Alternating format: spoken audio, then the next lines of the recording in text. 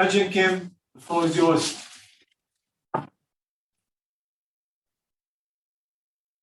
Hi, sorry, I couldn't hear that. Should I go? Yeah, you're on. Okay. All right, great. Thanks, everyone. Let me really quickly share my screen.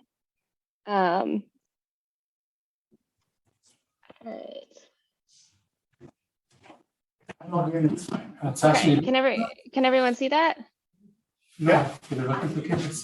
Okay, great. Well, thank you all for having me. I'm super excited to be here.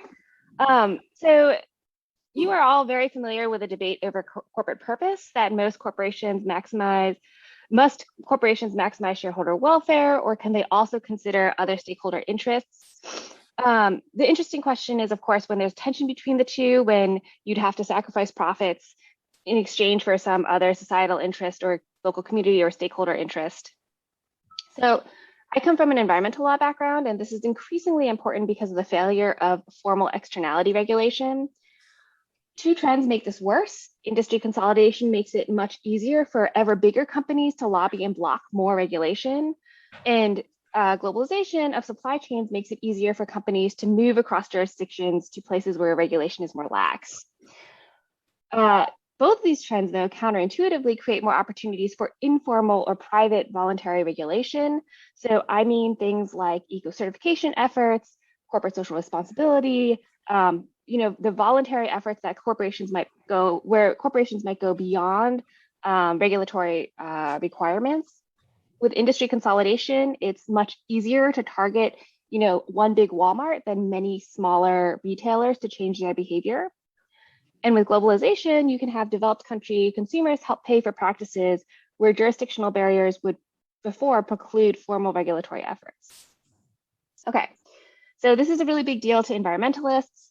So the idea is, well, what do you want to do if you do want to change director fiduciary duties? What are your options? Because let's say if you want to actually have corporate purpose be something other than shareholder welfare maximization. So there are three models to consider, of course.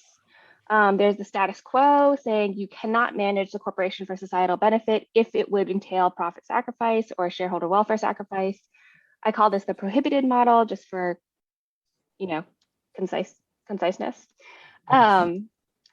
There are constituency statutes.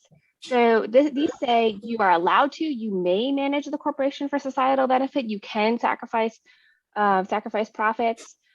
There are around 33 states, not Delaware, who currently have this model. So this is the allowed model. And then there are benefit corporation statutes. I'm going to talk about a little twist that I'm going to put on them, but under a benefit corporation statute, you must manage the corporation for societal benefit.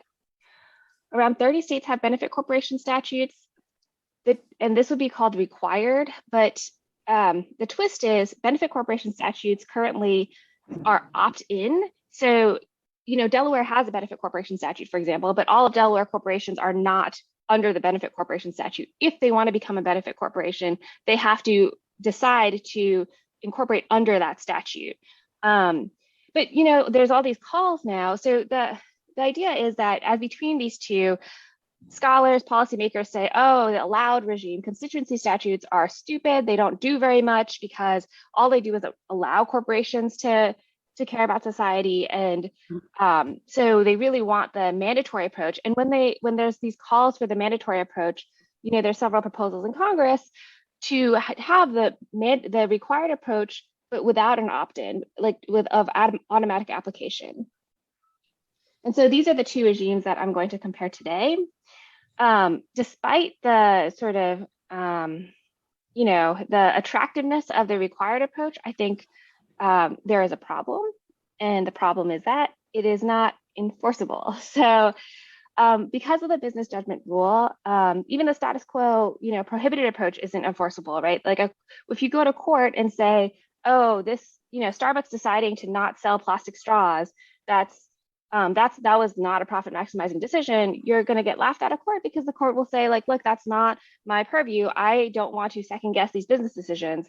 Maybe this will create enough goodwill amongst consumers that more consumers will come to Starbucks. How do I judge, make that decision? And this applies to the mandatory, the sort of benefit corporation like mandatory social responsibility regime as well. In the model benefit corporation legislation, they explicitly have a business judgment rule embedded. So if you can't rely on formal enforcement, you have to rely on reputational incentives or moral motivations to get corporations to change. And the problem here is the mandatory approach could backfire. So the reason is because if you're required to do something, then you get less credit for doing it.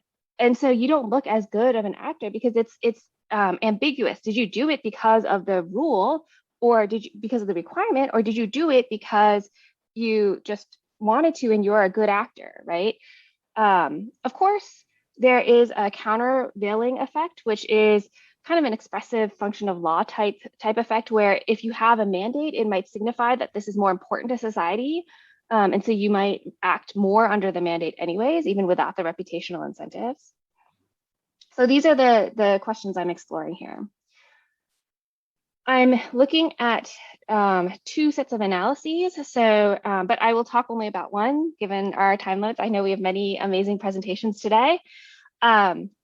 So for the reputation piece, I'm looking, do firms get less reputational credit in the required than the allowed condition?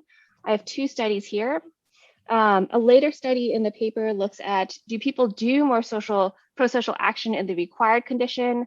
I'm gonna skip that today unless folks wanna ask about it in the Q&A. So today is reputation. Okay, so what is the setup of the experiment? Participants are told that there is a fictitious company, Jones Corp, deciding whether to use a more expensive, environmentally friendly cotton supplier. Using the more environmentally friendly cotton supplier will lower profits. That's just explicit in the prompt. And if Jones Corp makes that decision, how would that change participants' willingness to buy, invest in, or work for Jones Corporation? So I randomly assigned participants to 3 conditions: the prohibited, allowed, required. I'm of course most interested in the allowed versus required conditions, but I have prohibited because it helps verify some intuitions. I'm looking at willingness to buy, invest in, and work for, and I'll show a mediation model of how I do that, with mediators as well. And my main hypothesis is that willingness to buy, invest, and work for is lower in the required than the allowed condition. Now, there's also a twist. I also hypothesize that decreases in willingness to buy, invest in, and work for will be greater in the required condition. And you can see how the same signaling effect works.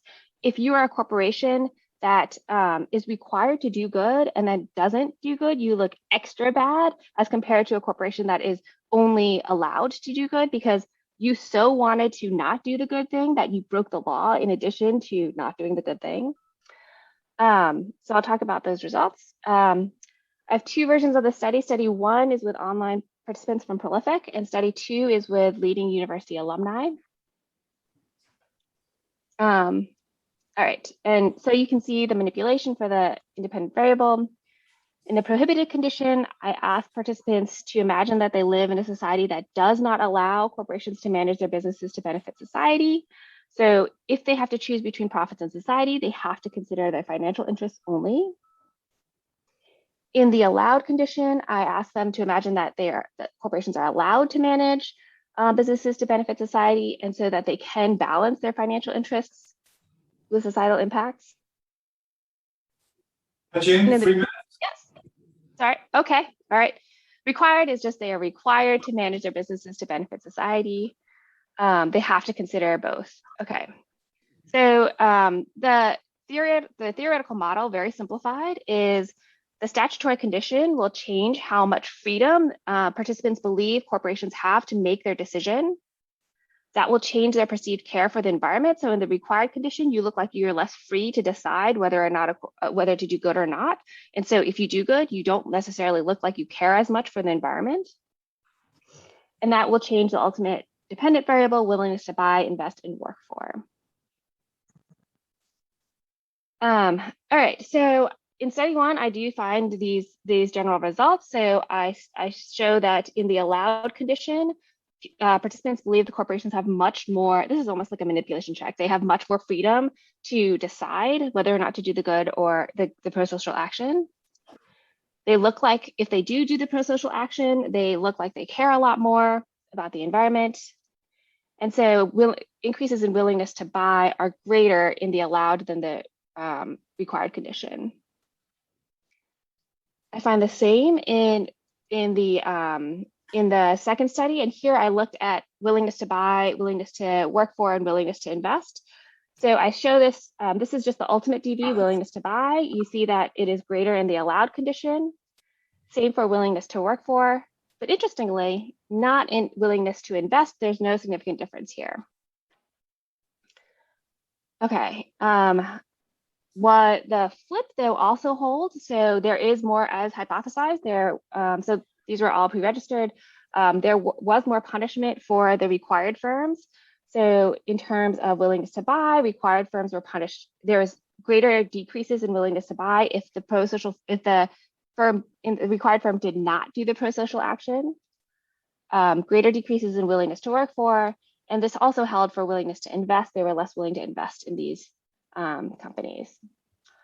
So that was really fast. I'm just going to do a quick summary of the results. So what I found was that the required participants were rewarded less for doing the pro-social act, but punished more for not doing the pro-social act. And then a set of results I didn't show you is I asked, well, what happens if you find out that this is not enforceable, that these rules don't matter? Those differences mostly disappear. In the behavioral experiment, which was incentive compatible, I find initially required participants did do more pro-social acts, but once they find out that there's no enforcement, the difference disappeared.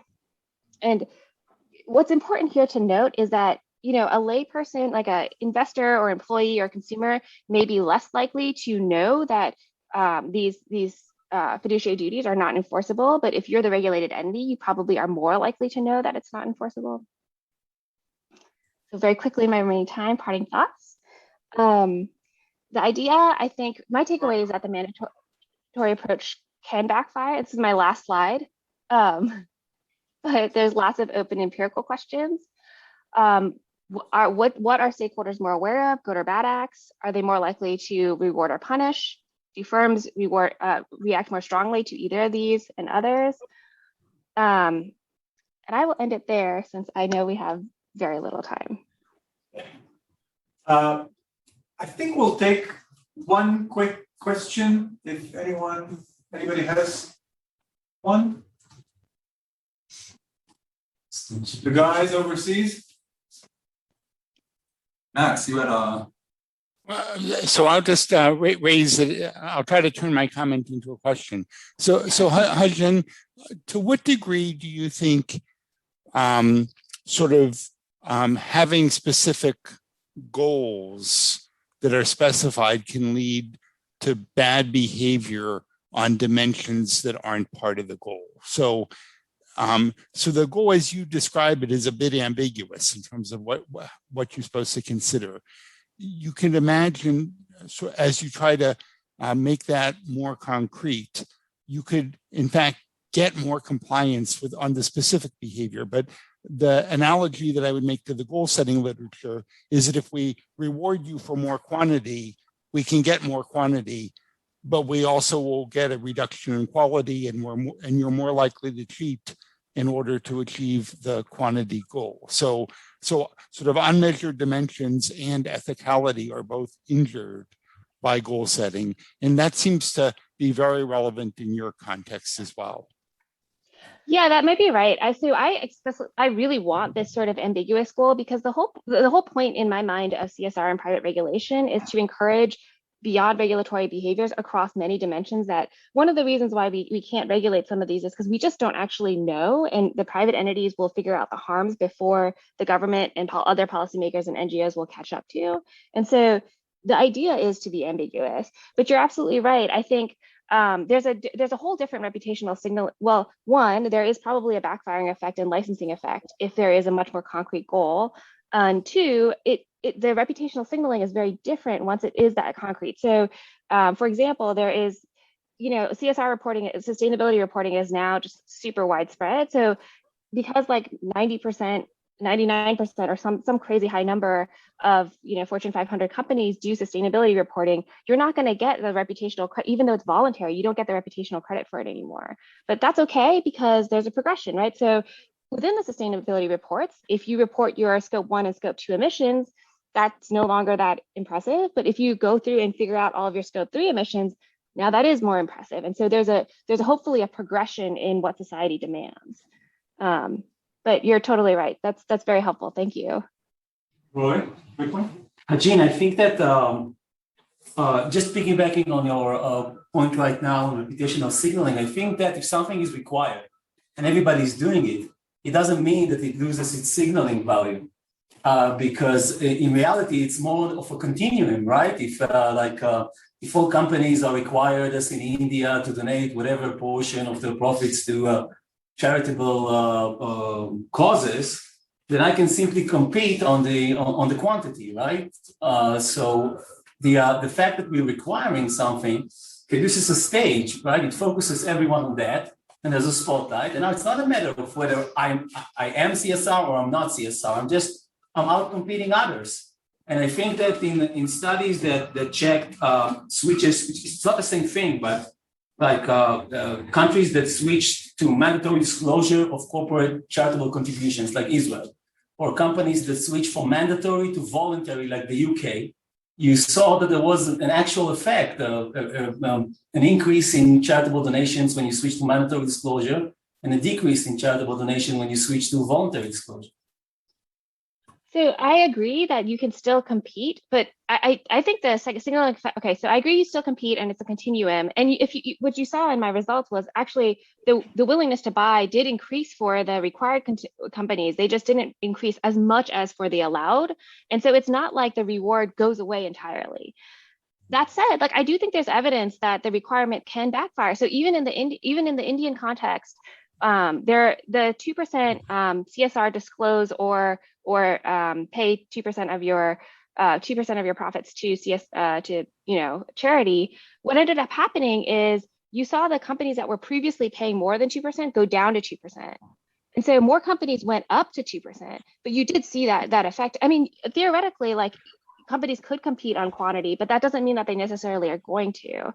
So I do think that there is a possibility for a backfiring effect. Good.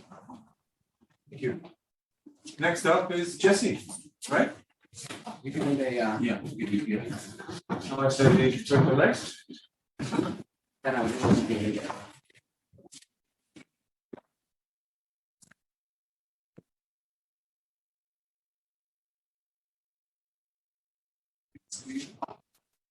Jerusalem. Right there. Take this. You get into slide show. Are you sharing now? No, you're right. Not sharing. Good point. That's okay, as long as I can see it. You know it. 1 second.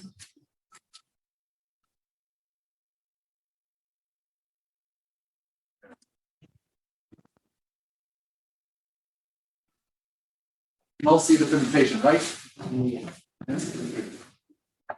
So thank you for inviting me to participate in this conference. It's a real pleasure to be here.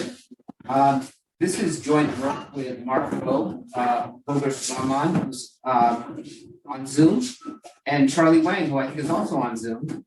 It was recently published, and I'm only going to take 10 minutes to give the presentation. Since at this point, we can't really change anything, but you might find it interesting. So the paper was written because the European Commission has decided that it wants to make European public firms more sustainable. So they're in a rulemaking process, and they commissioned Ernst & Young to do a study of European corporate governance, which the EC basically adopted, that defines short-termism and then purports to find it in EU firms, mainly an excessive level of buybacks and falling investment, and then it suggests various cures. Now, I got involved in this because the fearless Holger Spamann, who was in Europe at the time, read this report, thought it was terrible, and decided that academics needed to respond to it in the hope of saving Europe from itself. Holger's organizational efforts led to this paper, which is basically a comment that we submitted to the EC, and to a joint paper with me and Charlie Wang, which was recently published in a finance journal that looks at the empirical data in Europe around shareholder payouts and investment. So just to give you a flavor of what the report is about, from the conclusion, I got some choice lines.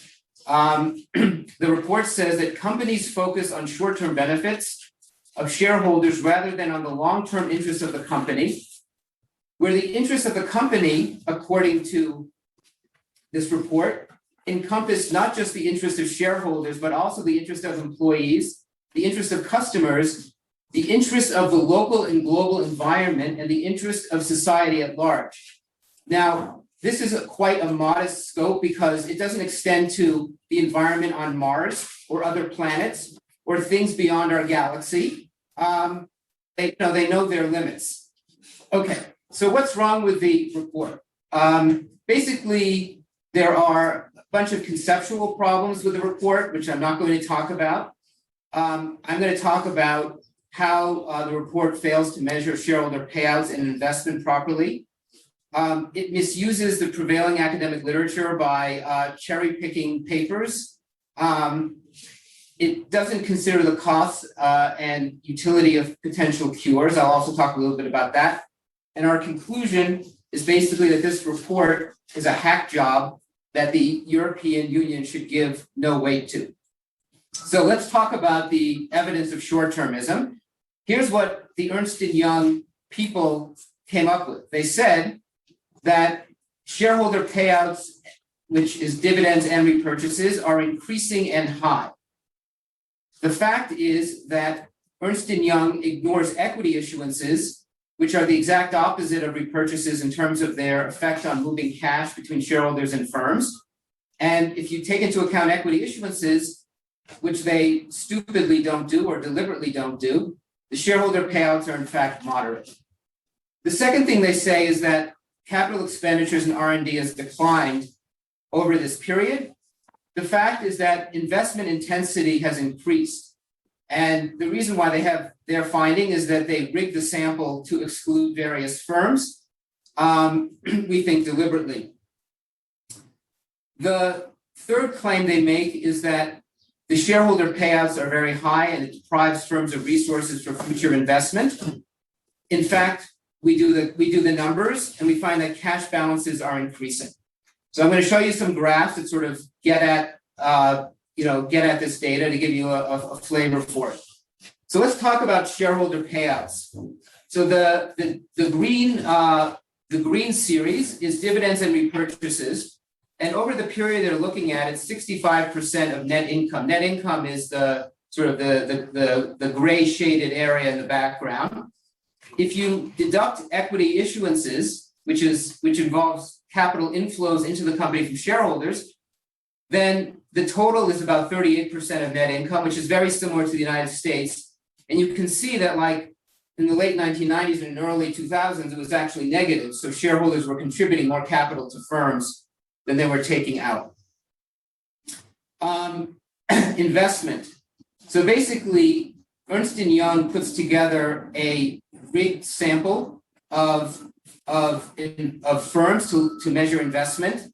If you do it right, like we did, then you find that CapEx and R&D levels are increasing during the whole period they're looking at and in the most recent 10 years when concern about short-termism was more prominent. And if you look at the combination of CapEx and R&D, which is a better measure of overall investment, relative to revenues, CapEx and R&D intensity, that's increased over these periods.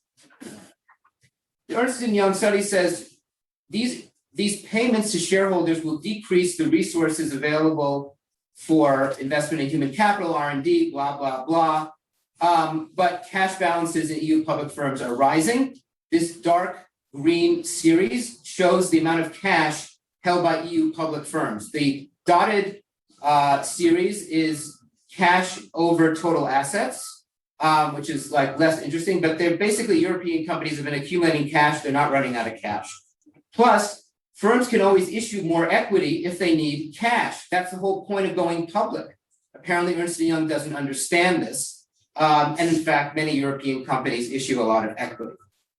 So basically, if you take into account equity issuances, actual capital flows to shareholders are modest, not very high. Investment intensity is not declining, it's rising. Firms are not starved of cash. Cash balances are rising. The data is a total mess, and it can't be relied on. Now let's talk about the policy recommendations, which is the other thing I want to talk about. Might be more interest to the audience. Basically, there are a bunch of policy recommendations in the report, and I separate them into two categories, the vapid and the harmful. So there are a bunch of like totally useless recommendations that are not going to really change anything in the world. One is to like reformulate directors' duties to make them not just to shareholders, but to the environment, society at large. Maybe it'll be expanded to Mars when Elon Musk goes there as well. But if you don't actually have enforceable duties, it's not going to make any difference. Many European companies already have fiduciary duties that go beyond shareholders, and it doesn't seem to make much of a difference in terms of the way these companies are operated. The other thing is directors must identify sustainability risks and impacts, like big deal. Executive pay, something I know a little bit about. They say, well, we should try to make it harder for executives to sell shares. I think it's always a good idea to try to do that, but I'm skeptical it's going to make much of a difference. And you can't really force executives to hold shares because then they have liquidity problems and you got to pay them a lot more money. So, there's just a limit to what you can do with it. Compulsory inclusion of non-financial ESG metrics and pay plans. If managers have power or the controlling shareholder has power, they're just going to do whatever they want.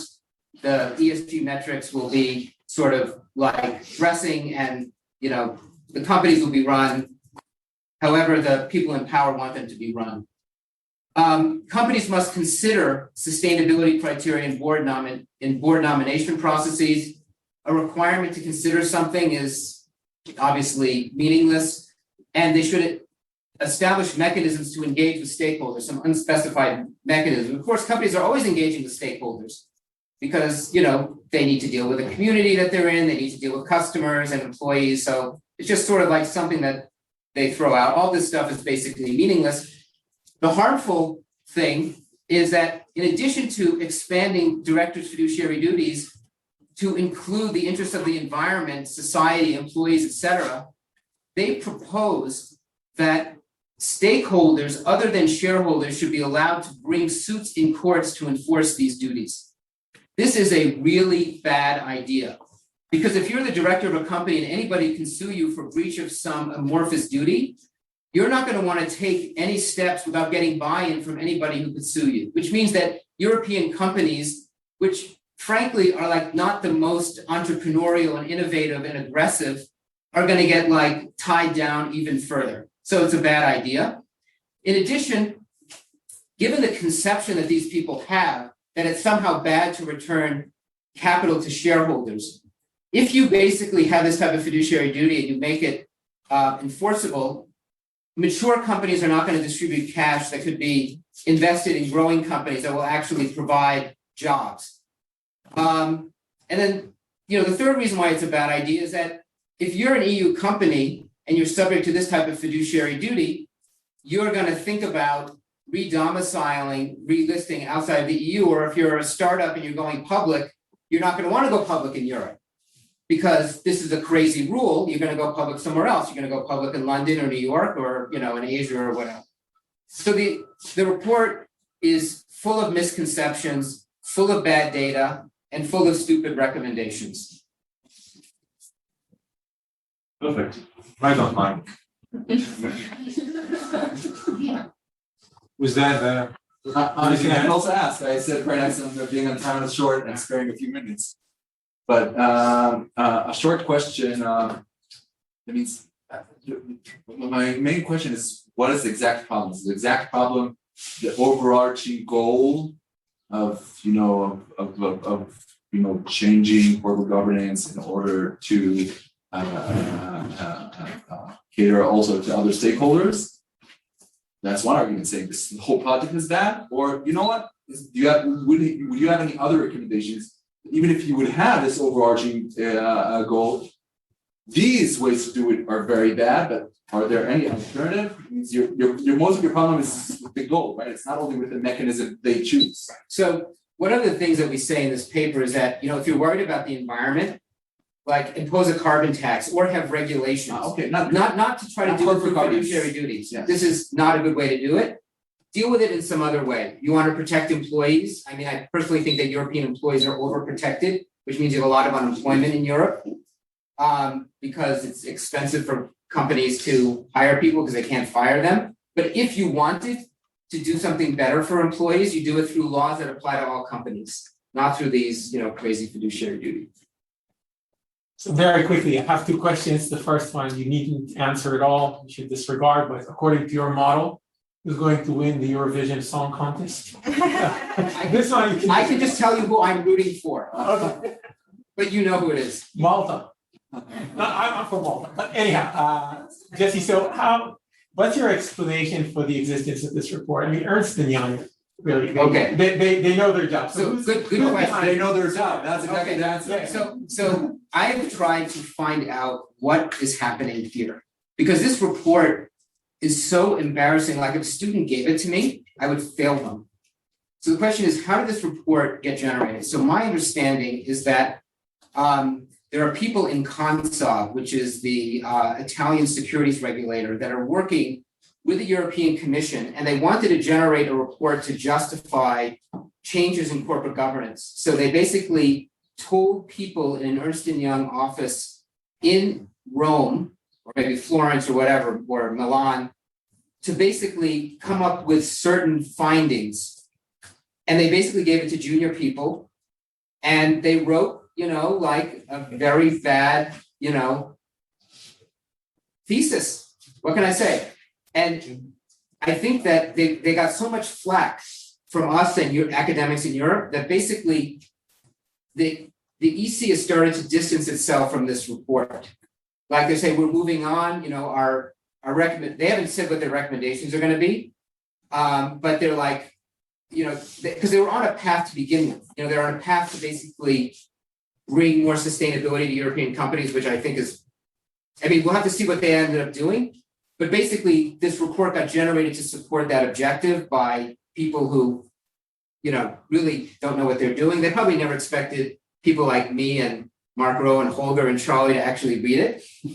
But then there were a lot of academics in Europe who also read it, and there were a lot of comments that came in. Like, I think, they'll be embarrassed to rely on it anymore. So they're sort of like saying, we're moving forward, but, we have other reasons for doing this and blah, blah, blah. And I doubt the EY report is going to get cited in like their final regulations.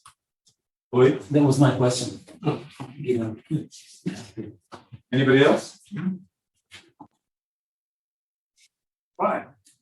Kobi, is that going to be you?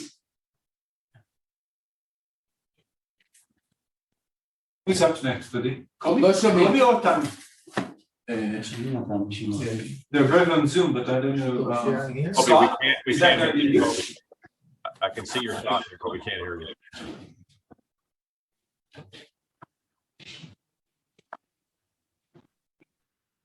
Kobi, unmute yourself. No, I think he's unmuted, but we can't hear him. Is that muted? He just said that David said he can't hear you, but I can hear them, David. Don't you think the problem is that Can you the hear problem might be Kobe? at Owen? Can you hear Kobe? Can you hear Kobe, Genevieve? Kobi could switch slides and Scott could narrate. Or the other way around, or the other way around. Jesse, Max Agerman has a question in the chat.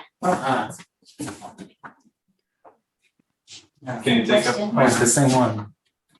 Yeah. It's the same thing. I don't know how to have to go on Zoom now. I can read it. No, I can read it. I just need to respond. You can respond just telepathically. I thought just say that. Oh, they can't hear us. Like what? They can't hear us. Max, can you hear me? Max, did you get the answer to your question? And Yeah, I think I got it. I think you answered my question in responding Okay. to someone else's question. I'm good. Thanks. Okay. We're all scratching our heads. And Jesse, while we are waiting, and Jesse, did you get any answer from the commission yet? No, they won't. I personally believe that they are going to go ahead nonetheless, but. So I have some inside information that I can't.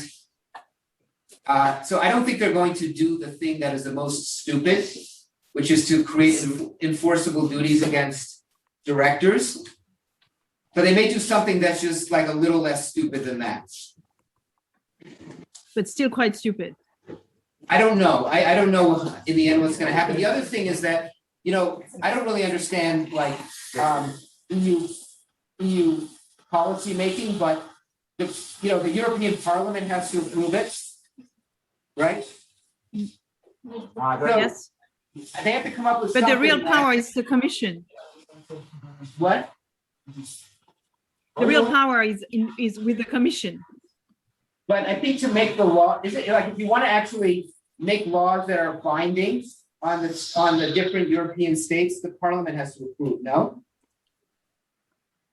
Yeah, the Parliament has to approve whether it's a law that you can bind the states in two ways, either as to the purpose or on everything. So this is two levels. The Parliament always has a say, but in practice, the Parliament is not very well organized. So, but I don't know. I think we have to.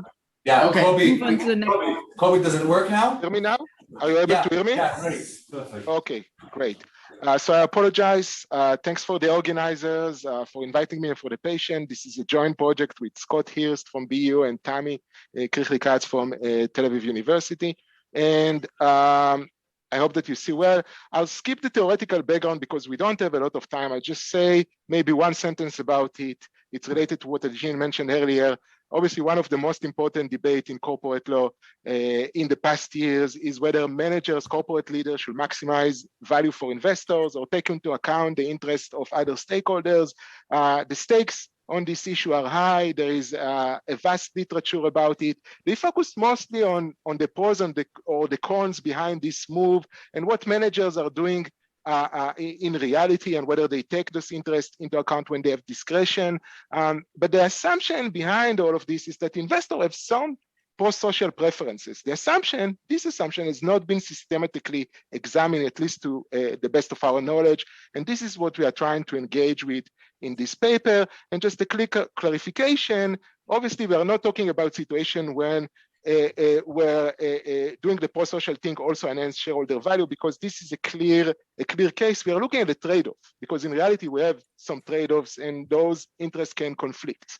So the question we put on the table is what amount, if at all, are individuals willing to sacrifice in order to promote those social goals when there is a conflict between them.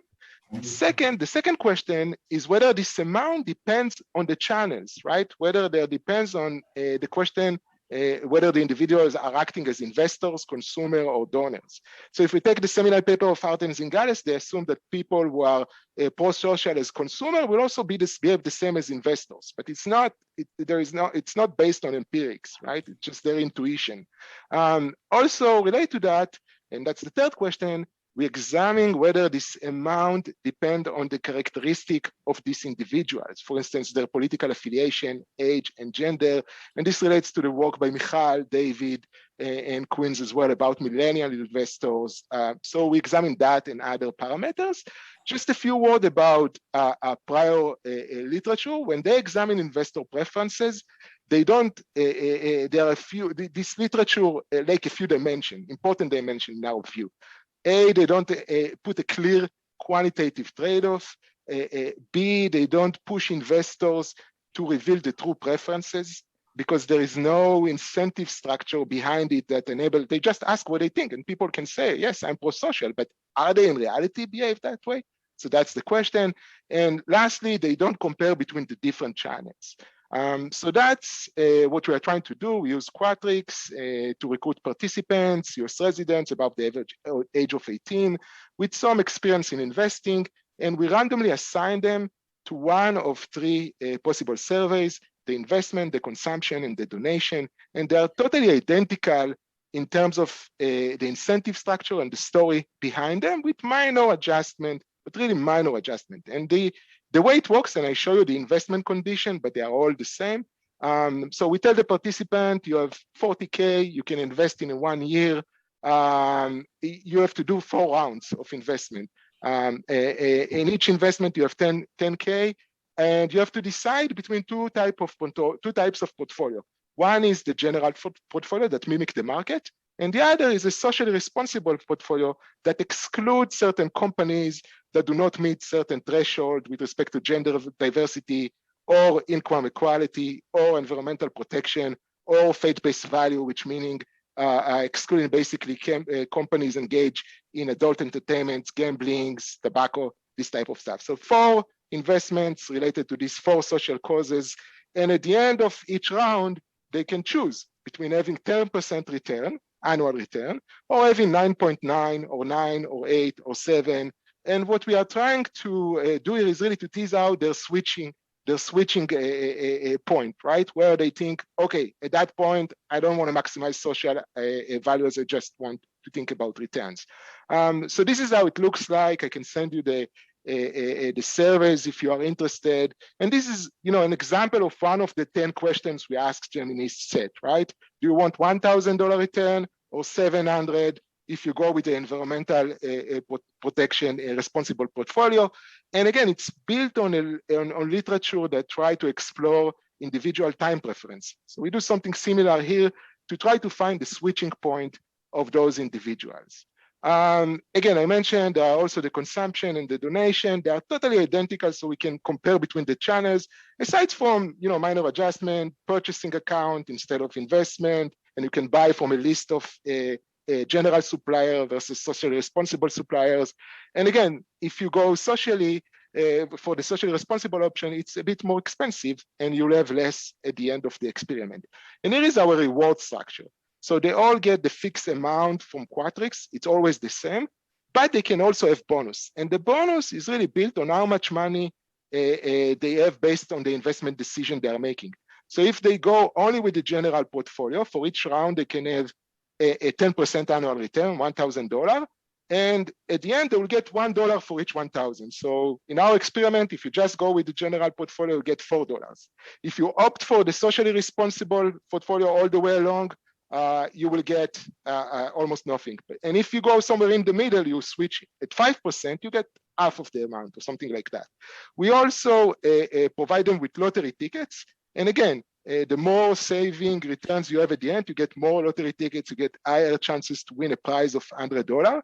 And the idea behind all of it is to cause them to put their money where the mouse is, right? Not just to say I'm socially responsible, that's fine, but really to have some benefits or some cost behind it. And if they forgo a certain amount, again, we use the same metrics and donate it for the cause for which they decided to forgo the amount. So that's the incentive structure. And we gather a lot of information, background information about their age, education, political preferences, investing experience, risk preferences, and their belief about governmental regulation, intervention, etc.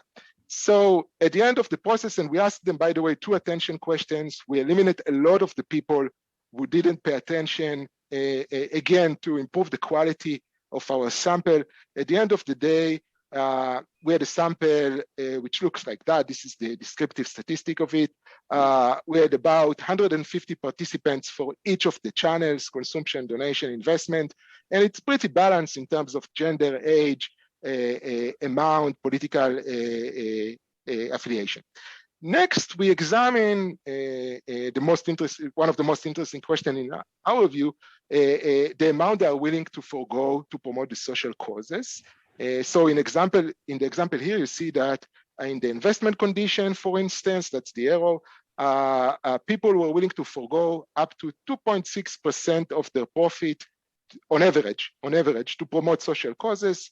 And beyond that, they will and wouldn't like to keep promoting these causes and to keep losing returns. And what we can see, broadly speaking, from here is that although they are totally identical in terms of the financial incentives, in the donation condition, people are willing to forego higher amounts. It also depends on the causes.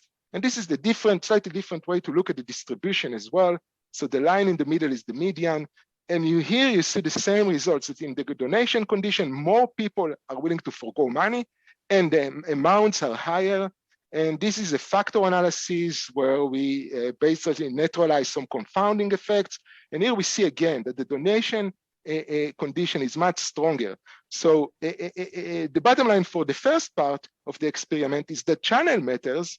And when we look at cross-channel differences, we see that people have greater tendency to go to promote social causes through the donation rather than through the investment and consumption. Basically, they say, distribute the money back to us and we will decide how to invest it. We think that the comparison also gives external validity to our additional external validity to our experiment because it shows that in the other experiment, people actually behave as investors or consumers, not as donors, which is what they actually do in reality. Now, the second important point that we see, yes. Okay, the second important point that we see is what we call participant with strong ideologies. Recall in our experiment, right, the first option was to make 9.9% return on average in the investment condition and to promote social causes. So in other words, people can lose 1 cent, only 1 cent out of dollar and still feel good about themselves because they promote social causes. But still, we see that almost half of the people in our sample say, no, we are not willing to transfer any amount for that causes. So they have a very strong ideological preferences. And again, we see it much more common in investment and the consumption decision and less in the donation. So in the investment, almost 49% of the people say, no, I'm not willing to transfer even 1 cent to promote gender diversity. And the last thing we looked at is about the demographic characteristic of the people, the participants. And here we saw it. It might not surprise you in all 3 channels that women and Democrats tended to forego more gain in order to promote social goods. Democrats were also less ideological, right? We saw less, I'm unwilling to transfer any amount at all within the Democrats. And the results are statistically significant. Lastly, we look at the age as well. That's the millennial questions. And here we see something very interesting.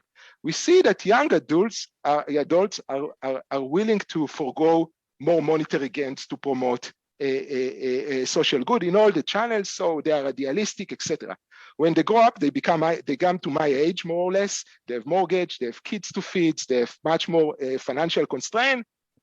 People tend to prefer maximizing returns, and maybe toward the end cycle of their life, they start to promote social goods as well. And you see it's a J shape. You see it nice in the total or the donation example. So if I want to conclude, because I'm running out of time, yes, people are willing to forego some monetary gains to promote social causes, but it's limited in its scope, and it really depends on the channel of influence. We see more in the donation and less in the investment and consumption. There is high percentage of individuals with strong ideologies, almost half of the sample, and there is a huge heterogeneity among individuals where Democrats and young people are more willing to advance those causes. And the bottom line, and I go back to the first question, what corporate leaders should do, the bottom line is that there is no clear consensus among investors as to whether corporations should promote social causes at the expense of financial gains. And this is something that should be taken into account when we think about those larger questions. So I stop here. Thank you. Perfect. Questions? Michal.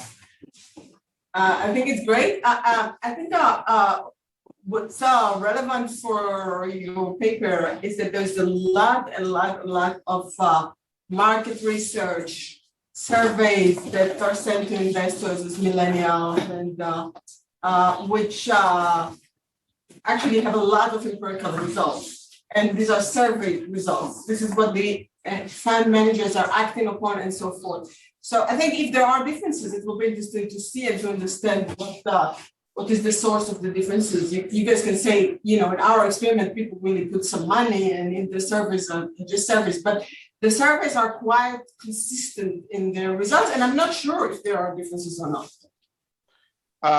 So I didn't. Yeah, that's great. And by the way, Tami and Scott, feel free to jump in. Yeah, so we are aware of these surveys, and as you mentioned, they don't have an incentive structure. So, but we have a part in the paper where we compare the result of the surveys, or we provide the literature review. I didn't have time to get into it now, but we definitely canvass those type of surveys. And they are different for the reason I mentioned from what we do in terms of incentive structures and the comparison between the channels. But yeah, that's certainly. Hajin, did you have a question? Yeah, you did. Yeah, I had one clarifying question and a comment that just sort of echoes what is in the chat, but I'm curious. So was the donation structure exactly the same as well? So it was, $1 for every, I'm seeing nods, and then also the same lottery for the charity. So like tickets for the lottery. Okay, that's cool. This is such a cool paper. So thank you for sharing. I guess I had the same reaction. This is just from the chat, where it might be that social norms are changing. So it might be that the youth are, like, younger people are subject to stronger social norms that suggest, like, they should invest more and so on, invest more in socially responsible causes and so on, whereas older folks have not adopted that norm yet. So as Aharon says in the chat, it might not be stable preferences. Right. I think we totally agree on that. This is something what we show now is a snapshot, right? What we show now is I think it might be interesting, but that's going to take a decade or something to follow after the same people and say, see if they do the same when they are 30 or 40 or 50. What we see is snapshots. Those are totally different people. But I think there is an explanation behind it, which says, right, when you go up, you have some other constraints, and life is more complicated. But there is the other view, which you're right, to say, once you have the good habits in place, then maybe you'll keep maintaining them in the future. I mean, we cannot answer this question now. We can do whatever we show you about the age. So, Kobi and Tami and Scott, thanks for the paper. I'm still, by the way, puzzled by the coolness of the room, like the camera that's built into the TV screen. And I haven't seen such technology. So, in any event, my question was about the way you juxtapose social goals and profit maximizing. So obviously, that's a really relevant trade-off in many cases, but it doesn't have to be the trade-off, right? So one might think that in some cases, achieving social goals align with profit maximization. And in fact, there are lots of hedge funds, etc., that at least try to market themselves as achieving both goals together. So I don't know if you're thinking of additional studies, but I think it would be interesting to see whether, if the two goals are not contrasting, profit maximization on one hand and achieving social goals on the other hand, but aligned, whether people prefer a general portfolio or a portfolio that's able to achieve the same amount of profit but also promotes social goals. Okay, so I'll just say, you mentioned if we're considering additional study, you are in the business of this type of study much more time than us. I tell you, it depends on, getting the funding, it takes a lot of effort to do this type of study, that. I would say, we focused on the trade-off because we thought that's the difficult question. I think in reality, the evidence is mixed, right? The reality, we don't know that necessarily. There are actually evidence that can go also the other way, saying it actually reduces value to some extent. So we think that in reality there is some trade-off, according to the empirical studies, and also if you look at the questions themselves. So we were interesting to see where people stand on this trade-off. If it's a win-win situation, we don't see any reason why people wouldn't like to go with the pro-social options, but it's not always win-win situations. That's the problem. Right. So the way I would think about it is as a continuum, where you presented a scenario which is on the one end of the continuum, where there is a perfect trade-off, a perfect conflict between achieving social goals and maximizing profits. But then, and the other end, there is this perfect alignment between both goals. But in reality, we have uncertainty. I sort of think that Max alluded to that as well, where we're not sure often what we're gonna achieve. And I think it's interesting to think about scenarios where, right, the odds are not perfectly stacked. I hear you, Netta. It's a great question. I think it relates to risk preferences. We didn't get into it because it complicates our analysis. Because you then also can check the risk preferences. Once there is uncertainty. So that's why we got around it. But you're right. It just complicates things. Simone? Thank you, Kobi. That was a really interesting talk, and I really enjoyed the methodology. Before I ask my question, can I clarify the cause? Do participants pick their own cause, or did you, the experimenter, choose the cause? We chose the cause. I can send you the surveys, but it's clear, like we provide them a very clear scenarios. Oh, yeah. So that leads me on to my question. So part of what I'm wondering after Hajin, and I think was that Netta who was speaking earlier on, after hearing their comments, it really made me think about the mediators, the mechanisms for what's driving this generational difference. And I wonder if it might not so much be a generational difference as it is simply growing up, that when you get older, you become a little bit more cynical and you actually encounter more nonprofits in the world that are not truly nonprofits, hospitals being one of them, for instance. And charities are not the most, not all charities are very efficient in maximizing the help provided to its recipients. And I wonder if that is also consistent with other research showing that what people think of nowadays as being, sorry, let me take that back. I wonder if that's also consistent with the finding that each generation believes that the previous generation overspends or is entitled. And so it might be a process of having more experience in the world.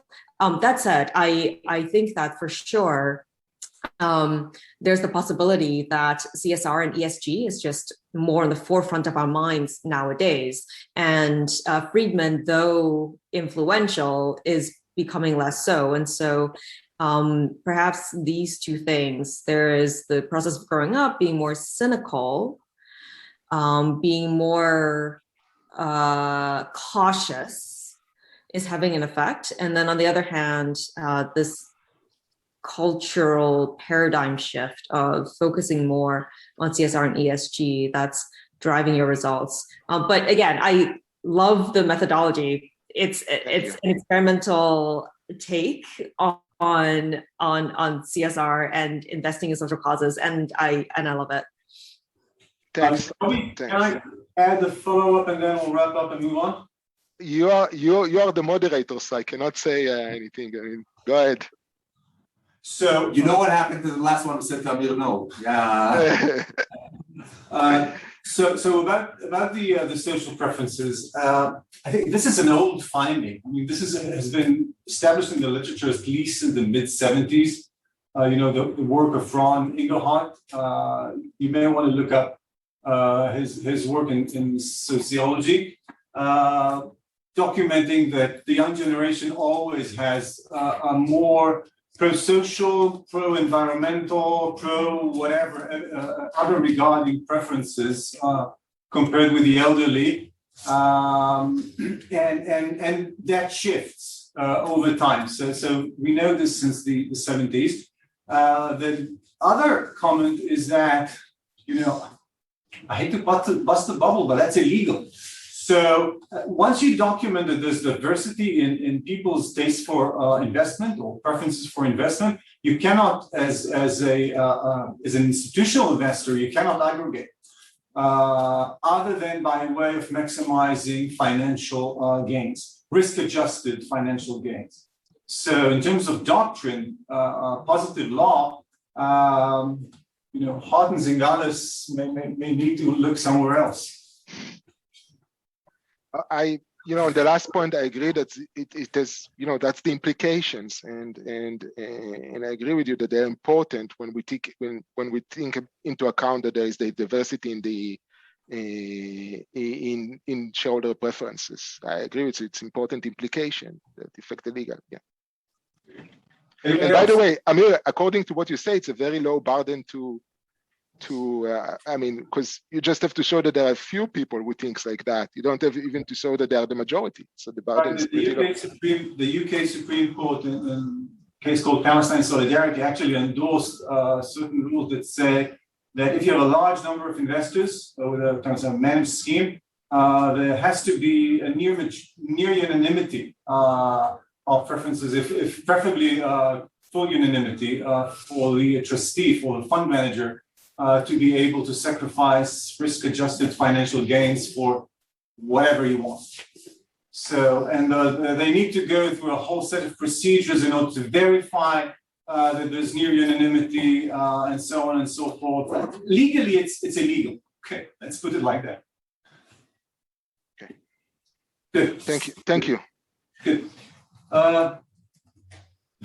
Yes. It's going to be right. Okay.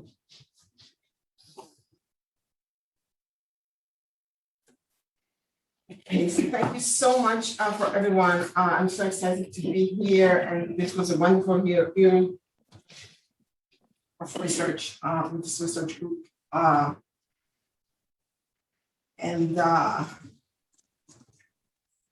This place is actually also where I grew up, because I was born in Jerusalem and my parents studied here in Givat Ram. So it's very nice to be back. So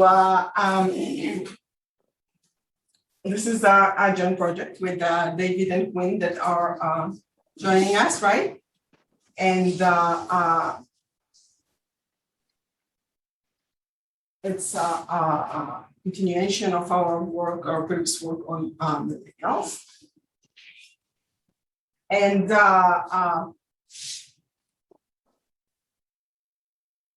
we are now looking at, so when we wrote our previous paper, it was just the beginning of the ESG, and the funds started to be active. We found out that the funds are active on ESG. Now it's clear, as Kobi said, that there is a significant rise in all of these dimensions, right? And the question is where it's going, where should it go, and so forth. And I think that it's fair to say that it's received with mostly skepticism and even some cynicism, in the sense that managers are going to utilize it for their own purposes, which builds on our experience from history, where indeed managers use the other constituency statutes, for example, which they lobbied for just in order to entrench themselves. And there are also different potential explanations to the causes for that. Again, whether it's manager strategy to insulate themselves, or political backlash, or just firms that have more market power can invest in the luxury of values and so forth. And as we've seen, there are different normative approaches to whether we should support the stakeholderism, whether we should even promote maybe mandatory stakeholderism, or whether we should not support that at all. Our approach is different. We think that what we are seeing is a very different animal from what we've seen before. And we think that some of the frameworks that we're using that were relevant to the past are actually much less relevant now. It's a different story. The bottom line is it's happening. It doesn't matter if we're going to support it and if we're not going to support it. there are very strong forces that are making managers responsive to that.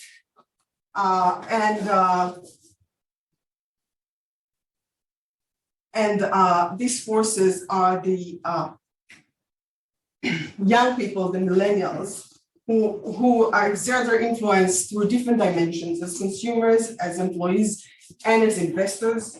Again, in our previous work, we kind of revealed the channels of how they influence as investors. The demand that they create for ESG is so significant that it in and by itself affects profits, regardless of whether these ESG policies are beneficial.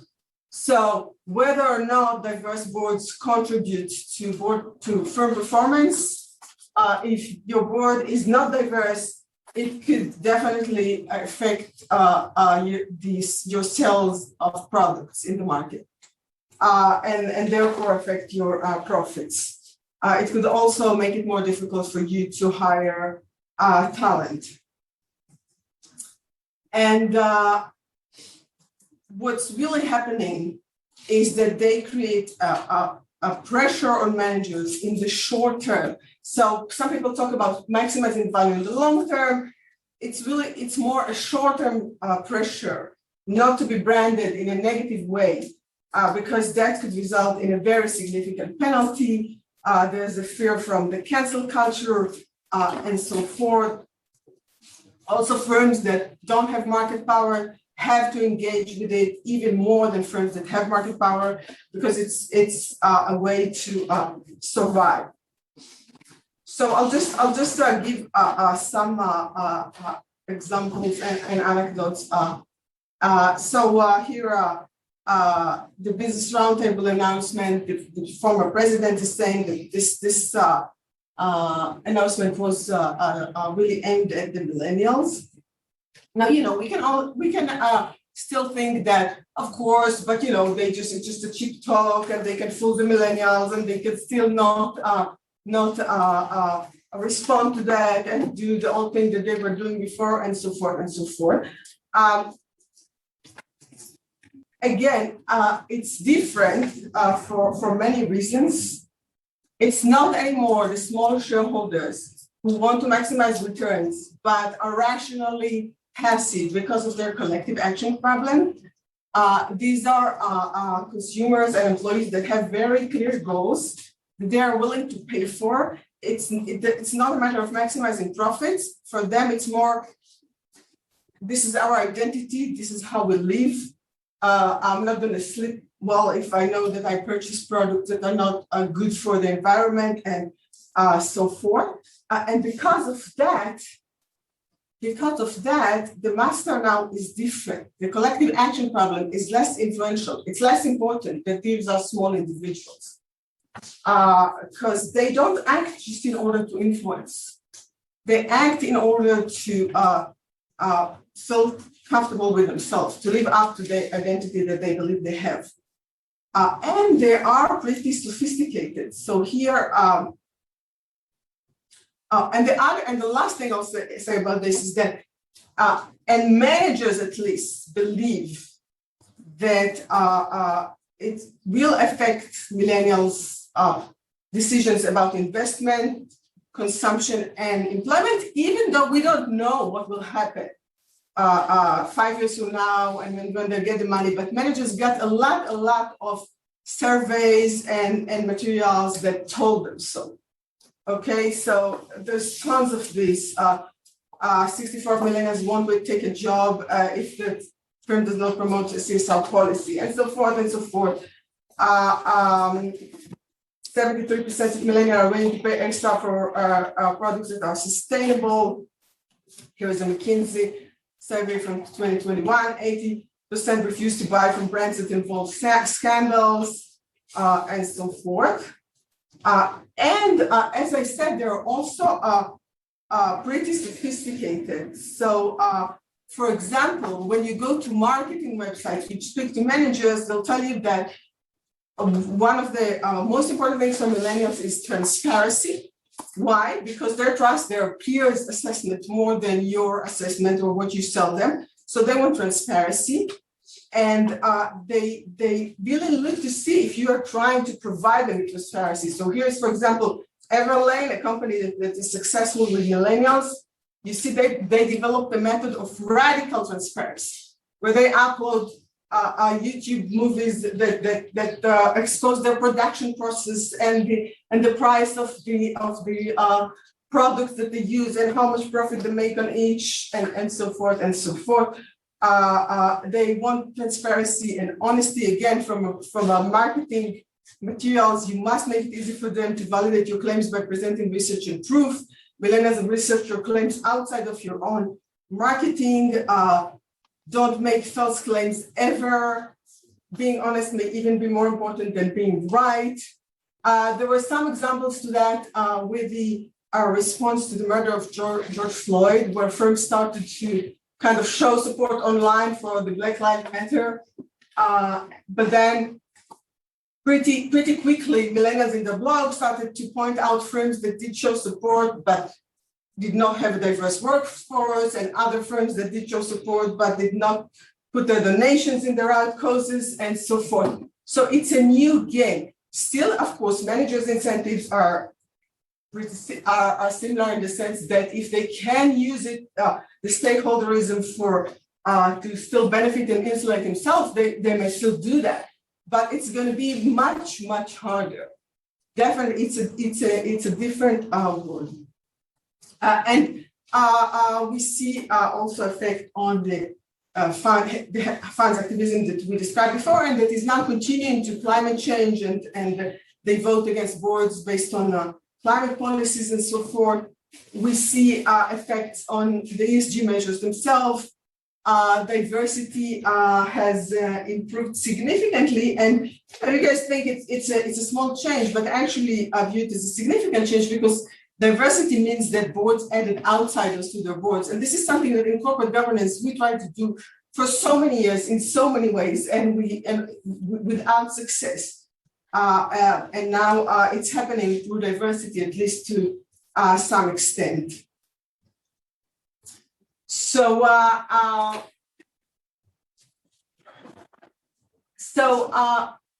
what we think, it's a new economy, and it's time that we start to kind of divert our attention to this new economy and its dynamics, and not necessarily use the same frameworks that we used before, because it's different. The master is not the same master. It's not the small shareholders who only want to maximize the profits and shouldn't invest in activism because it's not rational. It's this young generation that respond to these policies through different channels. And managers are starting to understand this and to respond to that. And I think that definitely will result in the more serious stakeholderism policies and more serious commitment to stakeholderism, or I think it's already doing that to some extent. And it will have other effects as well, which we can just start talking about them. Legally, shareholder power is going to be less crucial because the influence is happening through other dimensions. So shareholder proposals, the funds themselves are now acting through uncontested elections. They're not waiting for the shareholder proposals. They promote their policies through the uncontested elections. Proxy access, again, the push for diversity, transformed boards. Boards had to add lots of outsiders. Disclosure of ESG is becoming more and more materials. As I said, it seems like this has already achieved more than what we achieved through corporate governance before, because if you guys remember, we achieved very little before. So even the changes that we see to diversity are significant. With respect to competition in the market and ESG, there are also important implications to this that I think really deserve more research. But some of them that we start to draw are first that, again, this is a survivorship short-term need, or at least this is the way managers perceive that, because the risk of cancel culture, at least to their career, is very significant. that ESG will affect profitability because of this demand. So there is an independent dimension that's not related to the value, to the inherent value of these ESG policies, which is the demand of millennials that could affect firms' profitability. So we are likely to see some convergence between values and returns. Having said that, of course, this dynamic could also lead to inefficiencies in the sense of, for example, excessive investment in ESG because of managers' agency. Thank you. Right on time. Genevieve? Yeah, thank you. Thank you, Michal, and thank you for the forcefulness with which you present to us this new economy and engage us to think differently, to change our algorithm, basically.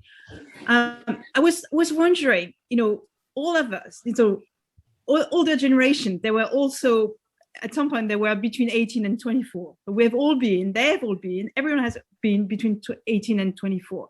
So I'm just wondering, whether you could tell us what you think is so specific about the millennials. Why is this revolution happening now? Why is it now that we need to change our software?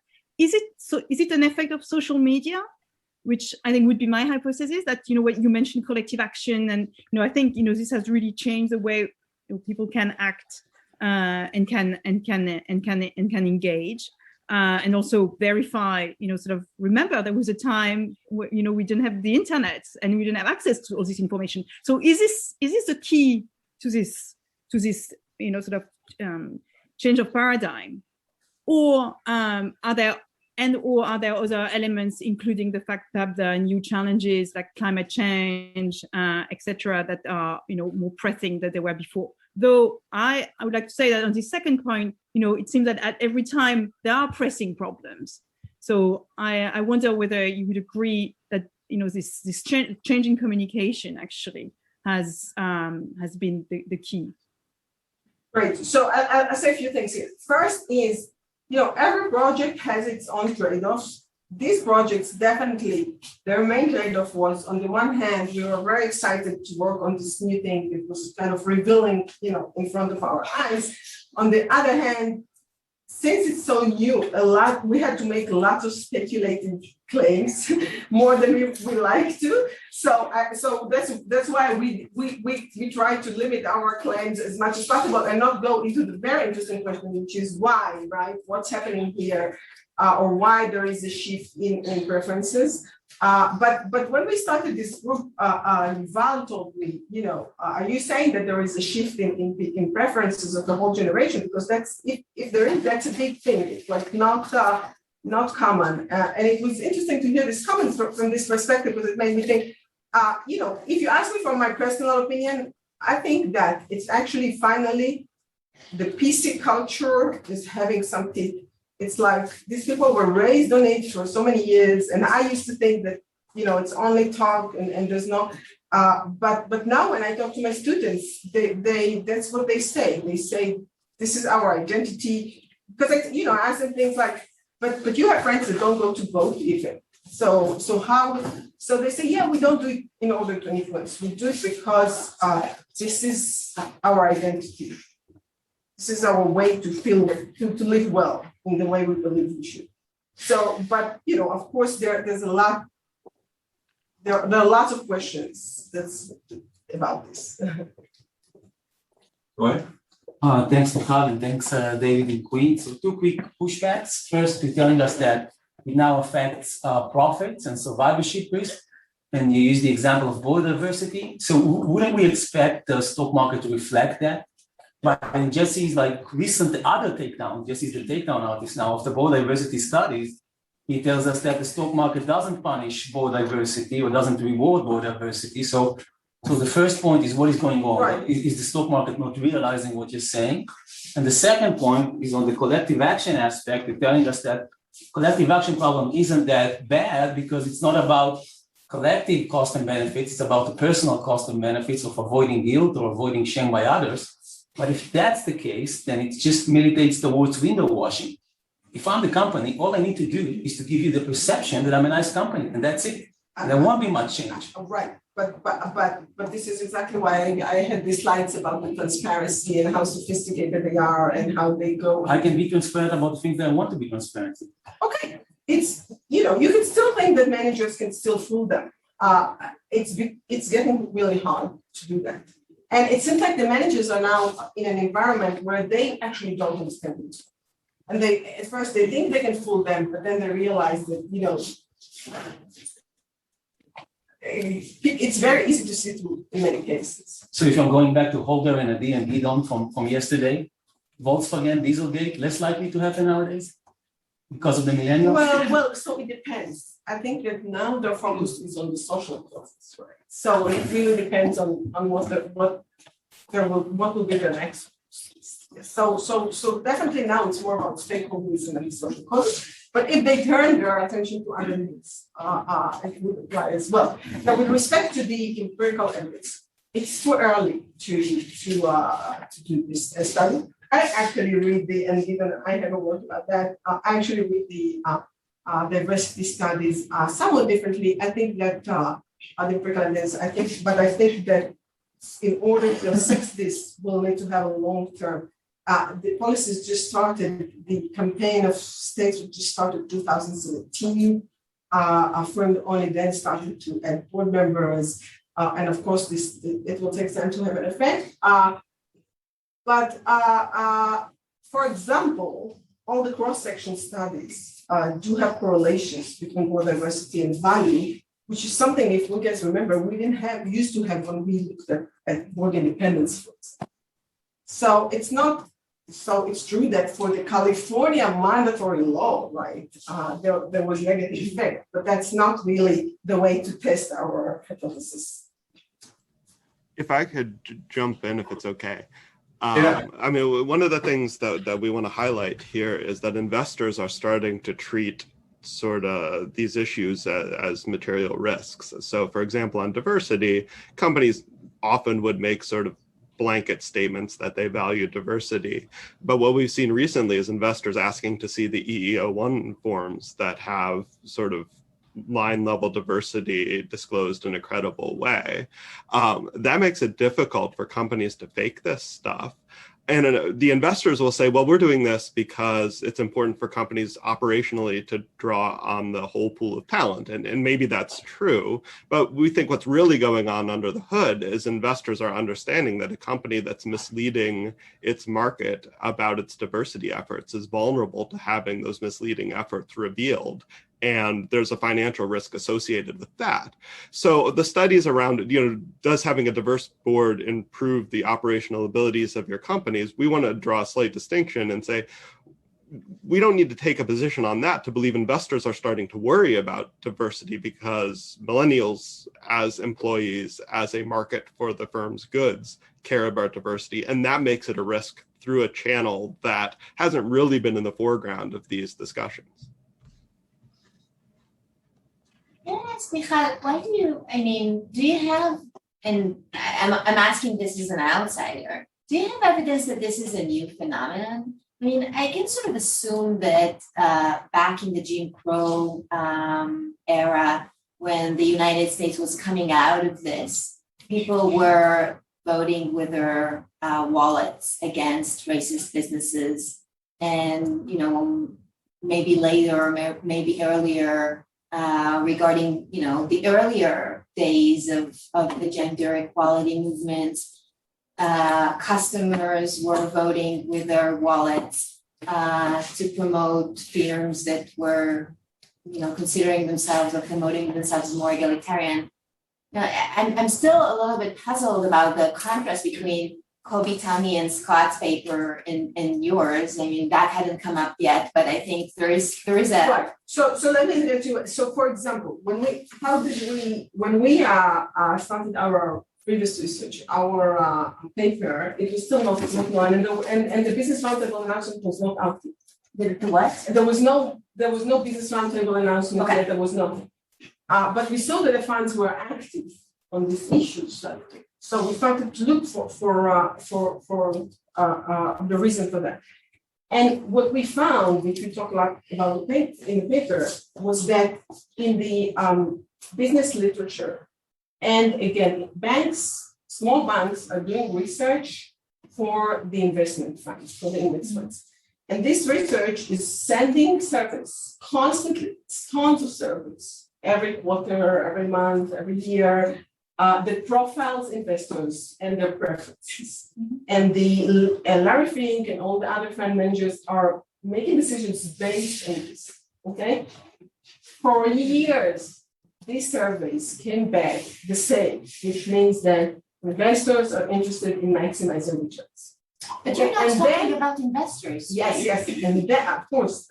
And then suddenly Trust Bank and several other banks started to distribute numbers. It's saying that millennials, there are new surveys of millennials, and these surveys are very different.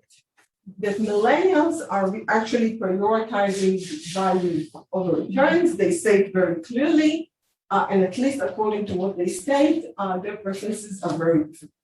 And at the same time, there were also some memos and business articles talking about the fact that millennials are going to inherit a lot of money, and that there's going to be a generational shift in wealth, and that the money of the baby boomers is going to influence.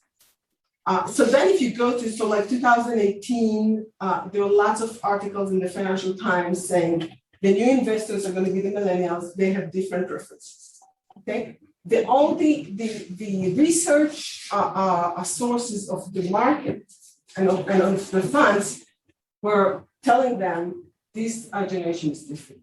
Now, it's true that, we don't know what millennials are going to do when they get the money eventually, even though we see it now and we do see differences. We see a lot of more money is going to ESG funds rather than to the 401k. We see, again, they're pressuring firms to change their 401k investments. We do see consistent evidence. But even if we didn't know, also the managers don't know, and the fund managers don't know. And all they know is that they keep getting these surveys and this information that this young generation cares about. They prioritize this. So then the question is, what do you do as a manager or as a fund manager when you get this information? What do you do? Do you keep ignoring it and take the risk of, and then you start seeing all the friends that were penalized by the cancel culture. And Equinix, that lots of its memberships were canceled, and lots of firms that were harmed. So none of us has complete information. But as I said, in the market, there is a significant belief that millennials do have very different preferences that they act upon them. Simon? Hey, I wanted to ask, so this was a small comment that you made during your talk, but it really caught my attention when you were discussing millennials as employees in these organizations that are now driven by their desire to see more CSR. And it occurred to me that there is, in some ways, a psychological conflict. So on the organization side, when we judge the organization as observers, I think it's great because this group of people, this new generation, is pushing organizations to think beyond shareholders and think about all stakeholders. And then on the other hand, part of what you suggested was that these younger employees are really wrapped up in their identity in the organization. And it's true that people are spending more time at the organization, whether physically or mentally. And it made me wonder whether there is a drawback to that for the employees themselves. So from an HR perspective, where if you care so much, your identity is wrapped up in your organizational identity, in the organization itself, that it can, this is just me speculating, it can lead to an increased risk of burnout because these are big issues, right? This is social change. It's something which the researcher who is now at Duke, Angelica, I have to find her last name. She's a friend of mine. She suggested mega threats, where societal issues make a very stressful to employees when it affects them, even if it's not directly personally. So all of that said, it made me wonder whether, yes, it's great for the organization, but whether viewed from an HR perspective, it can be more stressful and anxiety inducing for the employees, for the younger generation employees themselves. I don't know if you thought about that, but that was just a thought that came to mind, especially now when we think about employee well-being, right? It might be important.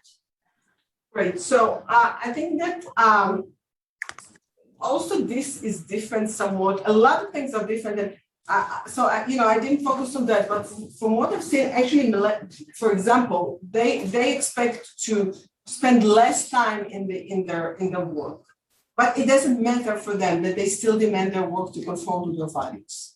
So it's, again, we cannot necessarily apply the same. So one of the things that they actually value in work is that they don't have to be there all the time. So it's hard for me to, again, it's a more, what? So I take your point that they don't have to be physically in the building all the time. But what we also know from the finance studies with taxi rides, for instance, is that, yeah, people do take less taxi rides to the office physically, but then they actually spend more time thinking about work. They spend more time when they have to be at work. Let me phrase this differently, that they might get weekends off, but rather than actually taking the weekends off, they simply shift their weekend hours into the weekday. And then even beyond being physically at the office, they also just think about work. They're engaging with it. Their mental real estate is occupied by work. Can I jump in? Who wants to jump in? Can I just add a couple quick comments here? And then first of all, thank you for having us. It's great papers today. One is I wanted to respond. I didn't see who made the comment earlier about Jim Crow, but I think it's an interesting comment and in a way maybe relates a little bit to our prior paper. But actually, if you go back to that era, the 50s and 60s, and another period of great social activism, there were, for example, shareholder proposals filed. One of the earliest freedom writers was filing shareholder proposals at Greyhound to get the company to desegregate its buses. And these went nowhere. They received absolutely no support. A little bit later, there were shareholder proposals that were filed by New York City, for example, on gay rights issues. Cracker Barrel Company, for example, at one point fired all of its gay employees. Shareholder proposals were filed. They went nowhere. They were completely marginalized. And it seems to be for a while the same story with kind of environmental issues and diversity issues were seen as marginal. And part of what our prior project tried to look at is why did these suddenly move right to the center and be picked up by the big three and so forth. And part of our explanation there was the millennials. So in a way, it's an example of how you had prior similar social conditions that didn't spill over into the corporate space that today are spilling over into the corporate space in ways that we think are different. And part of this relates to the other issues that were just raised. Again, because there isn't tons and tons of data, we're looking at more like, kind of case studies of the Wayfair walkout, of the shareholder proposals filed by Amazon employees. And again, you see this kind of claiming by workers as we are employees and shareholders of the company when we file this shareholder proposal or when we go on this strike. One of the points, one of the conclusions or one of the implications of our paper is sort of this pushback against the classic Michael Jordan statement, Republicans buy sneakers too, explaining why he wouldn't contribute money to a Democratic candidate. And like today, this kind of response we think would not be acceptable. If you look at what's going on with, Delta in Georgia or American Airlines in Texas and so forth, we're seeing very different responses. And in part because of this convergence of millennials who don't put in the same separate baskets in the same way. This is my investment portfolio. That's my job over there. This is my customer behavior over there, but are more likely to integrate them. I do think part of it is social media. I do think part of it is this, the cultural influences that they grew up with, but part of what seems to be new is this moving of this kind of political, so-called political stuff into this corporate space that we're seeing. Great, I little bit, something small to take in. Yuval has a question, and then maybe you'll respond to both of them, and then move on to Aharon. Okay, sure, so after Yuval. Yuval? Yes, just wanted to suggest that, and I talked about it with Michal earlier in the year. There is, just trying to do like a really large survey, I mean, in the US and beyond, and try to focus on what demographic factors and what, behavioral scale are more likely to be aligned with the greater preferences for ESG could tell you so much more. Like, I think many of the questions are kind of, how is this a generation? Is that an age? Is that political view? But I think, and I think you showed me some of the empirical evidence, but I think you guys in a perfect position to try and really do large scale surveys, which could teach you so much about, is it an income? Is it a social media? Is it how many friends you have outside your group, or where you work? I mean, there's so many factors that could explain that. And I think without really, really large scale survey, it would be hard to answer. And I think this is something you should think of doing. Right, no, at first I completely agree with Yuval. There's a lot to do here. Second, I just wanted to show an example for what was going on during these years. Here's a financial time. We learned how to change investment landscape. US Trust said there's going to be generational shift in wealth, and then the evidence that the big shift indeed is underway. In the post-war generation, people were practically creating companies, assumed the only goal was to produce returns. But today's younger generation seems far less trivial. US Trust found 75% of wealth in millennials considered the social right. So this is the part, this is the change that was reflected in what managers were seeing, the investment managers were seeing, and so forth as a result of lots and lots of surveys. Can we defer? Aharon, move on to it. All right. I was going to thank Amir for being such a good drill sergeant with the timing and so allowing me like 40 minutes at the end, but instead I'm going to take Michal because Michal really helped me now. Skip a few slides. But first, I want to thank Adi for making me look like a grumpy old man, because this is what this presentation is gonna look like. I should say I'm going to talk about two papers. Modeling paper and then an empirical paper, just a little bit. And the reason for doing that is both of them are part of the same project. And the background for this is that I am a grumpy old man, and I've been hearing from my colleague Yanni, this fundamental paradigm shift and things are changing, and from his co-author, all of them are like, really, they're great, and reading a lot of research on this.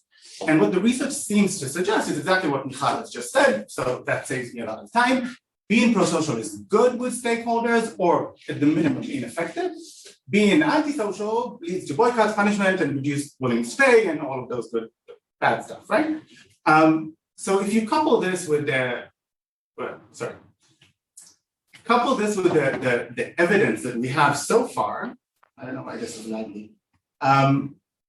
Most of the evidence that we've seen, so this is couple the two, and you get me being grumpy.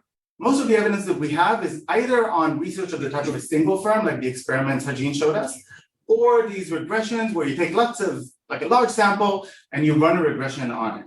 And the problem with this type of, with deducing conclusions from this type of research is that you get this sort of, average effect. Profits are a function of CSR, and CSR is either positive or zero, so we should all increase accountability on firms. The problem with this is that most settings have many firms, so not like the experimental settings, and regressions look at an average effect of a marginal change. So they ignore a distribution that they might ignore. Most of them do, right? The way they're specified. And why is this a problem? I'm going to quickly show you why I think it's a problem. And I should say, I didn't think it was a problem until we.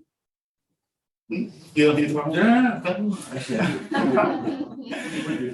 So we modeled this first. This is what I'm going to show you the model.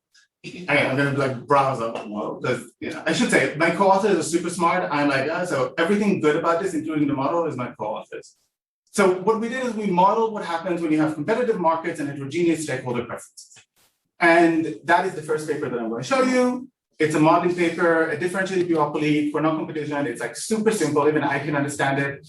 And it's basically saying, what is the competitive response? The optimal competitive response for profit maximizing companies. And then we have a second paper which tests empirically a single prediction from that model. So the model is with these two brilliant people, Donald and Asim. I should like spend more time telling you how awesome they are because you don't know them. If you were in my field, you'd be like, yeah, of course they're awesome. And basically what we said is, the assumptions we have so far is that if you have firms A and B and a consumer consumes some product from firm A and B, there's a utility function that is comprised of how much they consume of profit of A and B. Now we're saying also whether firm A and firm B are good for the trees and for the gays, that has some consumption value, right? And if most of them on the left, you see a sort of a hypothetical distribution of opinion in the population, if most people like, left, whatever left is here, actually left is, I didn't think about that. Left and green, that's pretty good. What you get is this idea that firms would move to the left, right? To accommodate for the preferences of the people who are on the left. And what we're asked is very simple. What we're asked is very simply, what happens when you allow for opinions to vary?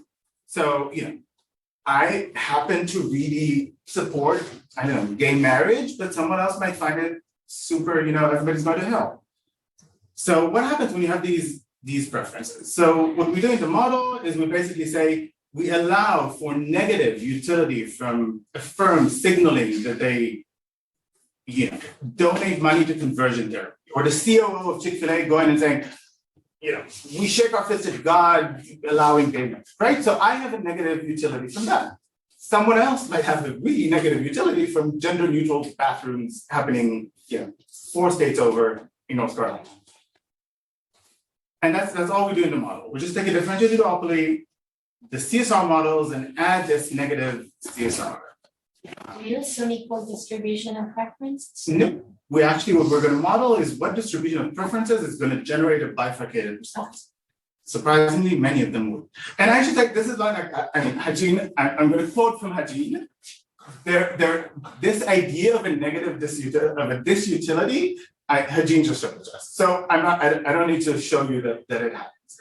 And when we model this competitive response, we try to, it's a model. So we try to reduce it to to as few attributes that matter, and we find that what matters is salience, pervasiveness, and polarization. Salience is how much do people care, pervasiveness is how many people care, and polarization is how wide is the disagreement.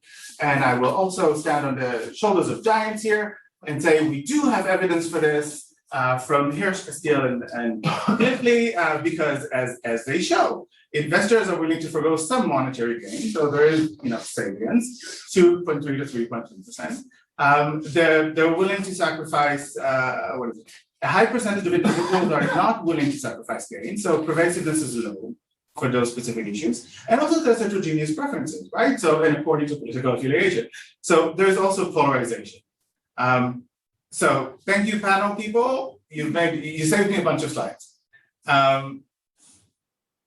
All right, this is not moving. So I also have like anecdotal evidence for this if you want. We don't have time, but you all know this event, right? Where Nike issuing a commercial with Copernic. If you like all online reaction, you see stuff like burning, boycott Nike, fire, a bunch of stuff, and that is because people were actually burning their Nike apparel in response. If you slice the data and look only at Millennials, Gen X, and Progressive, which are the consumer base of Nike, you see a very different picture. You see love and just do it, and I can't read it, but it's like it's all really. They look good.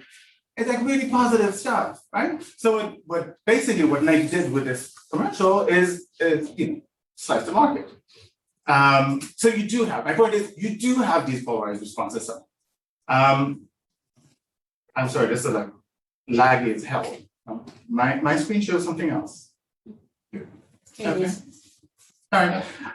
Okay, why does it matter? Because under this regime, the one that I'm describing to you, we'd expect that as we expect more firms to do lots of social involvement stuff, we don't get more good stuff, we get more polarization.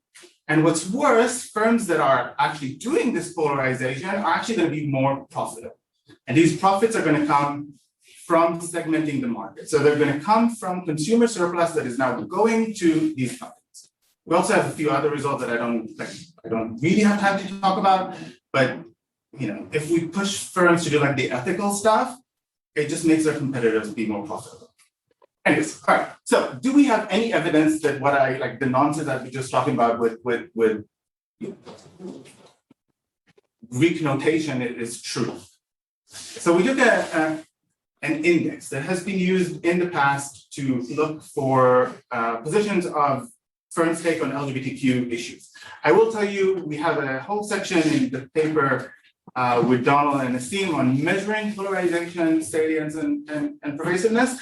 LGBTQ rights, throughout the decades, from the 1980s, ranks very high on all the measures we have. Trust me, it's sufficiently polarizing, sufficiently salient, and very pervasive to allow for this scope for this polarization.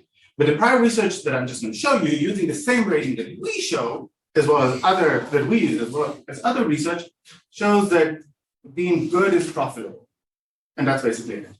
And this is the paper I'm talking about specifically. It is a paper published in SMJ. It's showing that using this corporate equality index, which is an index of the best places to work for, just for LGBTQ people.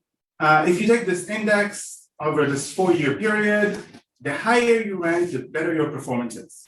If you know anything about performance measures, Tobin's Q is not a great one, it's endogenous. I'm getting on the. Okay, also, I would like to point out they're using 4 years. And it was published in 2017. So we thought, you know what, my co-author is awesome and she does these event studies. We're going to run an event study. And we're going to use all the data, not just 4 years. So we used all the data, we matched it with a bunch of stuff. We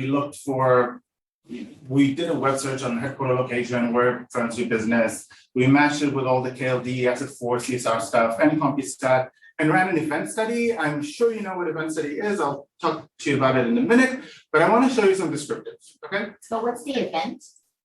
Oh, the event, sorry. The event is publishing this index. Okay. Please stop me. And it was published yearly? Yearly, most of the time on November 4th. Okay. Coincidentally. It's elections every 2 years. All right, so we take this index, we run an event study on the index. I want to show you first the index. If you believe, an economist, which most of us don't, before we have information about positions of firms, you don't expect firms to behave according to preferences. First year was published in 2002, and here you see the distribution. On the right are firms that receive 100 perfect score. To receive a perfect score today, you need to pay for gender transition and audit your supply chain for non-discrimination policies. It is hugely costly. On the left are firms that receive a 0. To receive a 0, you need to, you donate money to conversion therapy level stuff. Deny bereavement benefit, deny domestic partner benefits, scrape all of your HR policies, bare minimum of compliance. It's actually costly. Before the first year the index was published, no firms received 100, no firms received 0, which is consistent with the idea that information causes polarization. These are the 4 years that these authors looked at. As you see, firms become more and more liberal. So they move to the right, receiving higher scores. This is the rest of the index until 2018. And what do you mean the rest of the index? So the rest of the years of the index, sorry. So this is 2002 to 2006 on the top. And then it goes 7, 8, 9, 10 until 2017. So the data that they did not use was basically this data where you have starting to have polarization. I have no idea why it's so laggy. I apologize. On my screen, it's beautiful. Okay. So I just wanted to show you the score over time.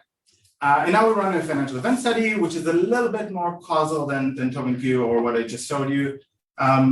And we're just looking at the normal return on the day the index is released. we have a bunch of robustness. So I'm going to show you 0, 1, but there's more.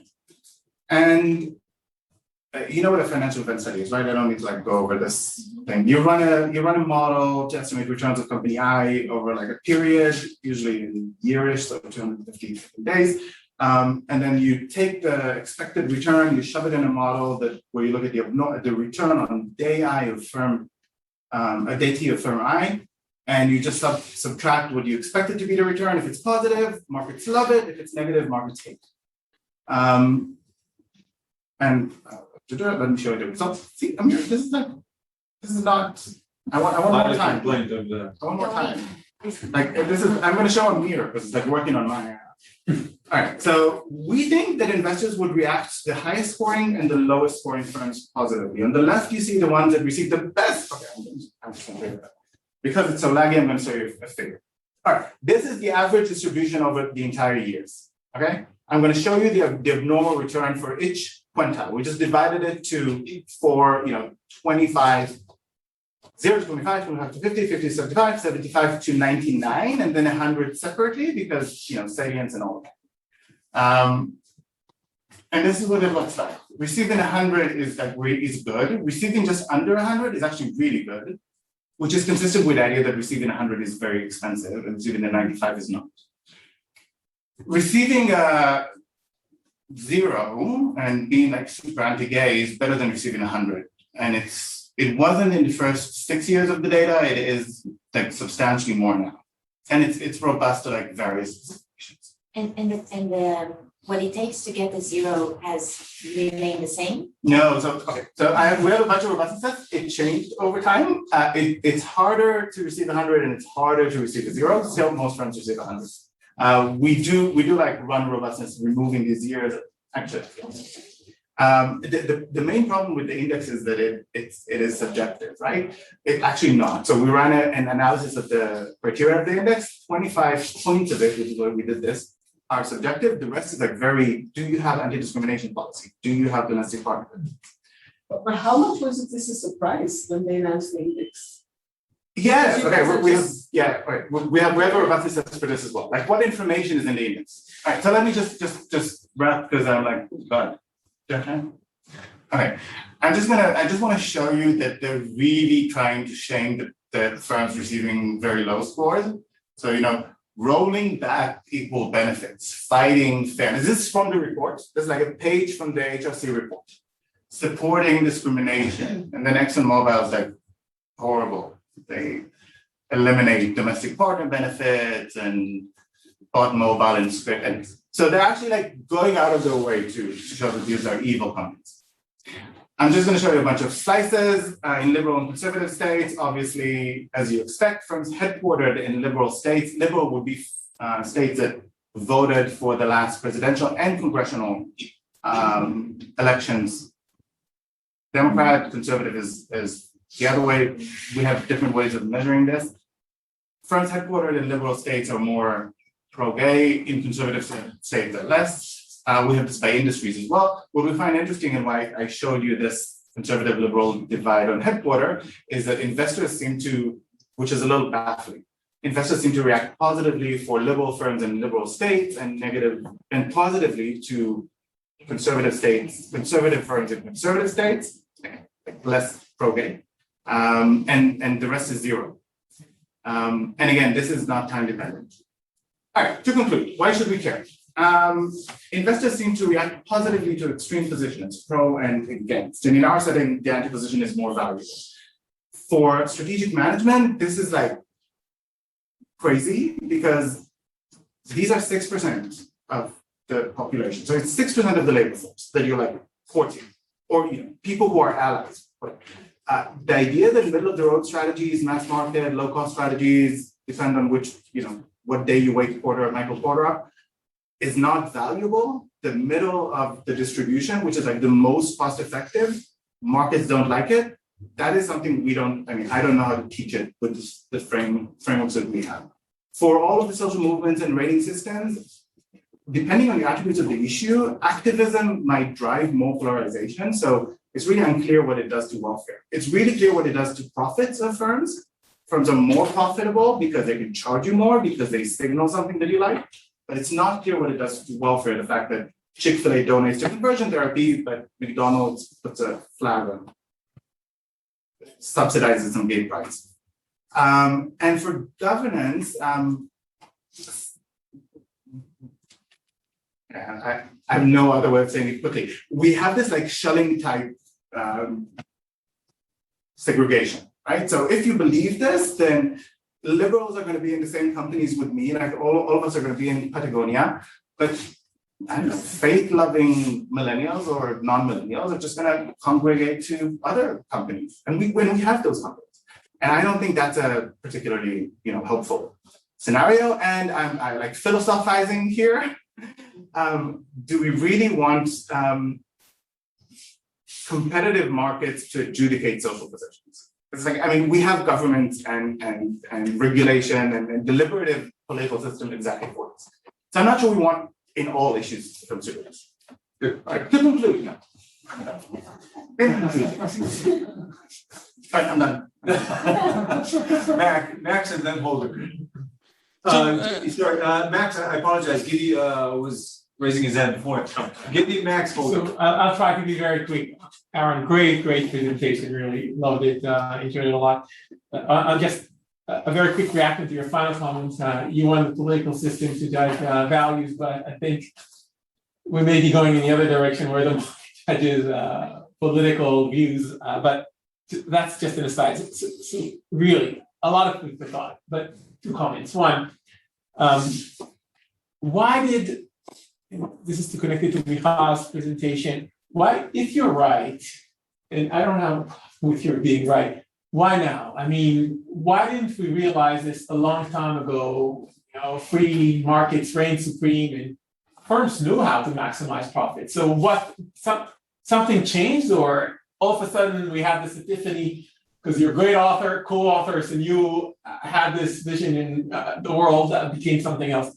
The second thought I had is like, I think Michal answered this. Michal, but that's okay. No, so you accept the hypothesis that something is, you accept Michal's hypothesis or not? With the millennials? With the millennials, that's no. Okay. So second question, and I'll stop. Okay, very quickly again. There could be more subtle, more nuanced regulatory reactions. Okay, I mean, mobile world may be thinking, okay, we're sticking by our guns, but as the regulator, I may not like this company anymore. Now, of course, I'm not going to say you're not allowed free speech rights and whatnot, but this industry, I can do certain things to it. I mean, without being overt about my reasons. So, shouldn't we also think about this as corporate fiduciaries in being transparent about our beliefs, our views, going to extremes, and so forth? Thank you. You can do hard for some outlines and then respond one by one. We're like professionals about it. So I don't want to hog people's time. Whichever you. I can wait. I have no problem waiting. Okay, Max will do it in pairs. So my comment or question is broad. I think it cuts across many papers that we've heard this morning, but it seems like most of the papers assume that people are incorporating a preference that they're willing to trade off against the investment, and yet this is a conference on behavioral ethics, and a prediction that I would offer, which I can't give any evidence in support of, is that optimism leads people with strong political social preferences to actually believe that the investments that they have a political preference to like will also perform more effectively. And I would sort of, for a basis for that, I hang out with vegan investors, and I'm just shockingly confident that as a group, they believe that their vegan investments are going to, in the aggregate, outperform the market. Again, I don't know that that's right, but that would be a pretty strong prediction that I would make. So what you're describing as polarization can alternatively be described as differences of opinion about what stocks are going to perform well over the next period of time. And I think that cuts across lots of the talks that we've heard this morning, where we've heard trade-off when I think optimism creates sort of descriptive alignment, even if it isn't a correct assessment. So maybe Aharon, does that sound right to you, or does that sound like a misdescription of investor preferences in the domain that you're studying? Absolutely, it sounds absolutely right, and that's actually why we wrote the first paper. So for some issues, that is totally correct, right? So it could be that this type of move or this type of move would be more profitable. But if you think of, donating to conversion therapy or donating to some pro-LGBTQ stuff, that is harder to link. So some social issues are harder to link to substantive performance, expectations of future substantive performance, unless you incorporate this idea of, people being more motivated. And in that case, it's not going to be a horse race. Both are going to win. But I'm predicting on most of the issues that we've talked about this morning, you can get the optimism that I'm describing. So I think you picked an issue where that may be harder, but I think for most social issues, optimism can get you there. Yeah. So we didn't pick one issue. We actually took issues that scored high on pervasiveness, salience, and polarization. Yeah. There are many. I have a list of them. I'm happy to share. Great. Adi is optimistic, so he has given us another 5 minutes to invest in future. We have a carryover that coming from Ifat, then Holger, and if we have time. So I'm thinking about putting together the three presentations, the wonderful presentations that we listened to. So I think the difference between Kobi's presentation, where certainty was part of the equation, and the situation, and another piece of data that millennials as a generation accumulated less wealth compared to other generations. So maybe part of what we're seeing, and this also adds to polarization, is that millennials are saying the stock market doesn't work for me. I don't understand it, so I might as well do what feels right. And it translates into ESG, it translates into meme stock, just having a good laugh or being part of the community. And it also, to link this to what Max just said, it could be also a matter of pessimism, not just optimism. So I would love to hear your thoughts. Holger, quickly, and then Aaron will conclude. Yeah, just two technical clarification questions. This index of LGBTQ engagement, is the definition of the index constant over time? And the second question, I think Michal already sort of raised it, but I really want to hear your answer. What is the news when this index comes out? Like the fact that, Exxon abolished its policy on LGBTQ rights, that's not news, presumably, to anybody following the stock, right? So I wonder what's going on in this event study. Yes, so let's see if I can pull that slide quickly. All right, I'll just respond to it very quickly to these two. There's research showing that the best places to work for, right? People already know the policies. Being included in the index has additional information, and it's the ranking. I'm someone who really values gender neutral toilets and all these policies. I'm going to go for the firm that ranks highest or second highest, and then to the firm that ranks number 30. At least that's Alex Edmonds' explanation to this. The fact that we see consistent results on this, and there's consistent results on inclusion and the Dow Jones Sustainability Index and on best places to work for, suggests that there's some information beyond the underlying policies in the distribution of things. The index changes over time. When we slice the data to discrete periods, when the index changes, the only period that the top receives like the best performance is the first period, and then the rest of the periods independently all show the same results. Thank you.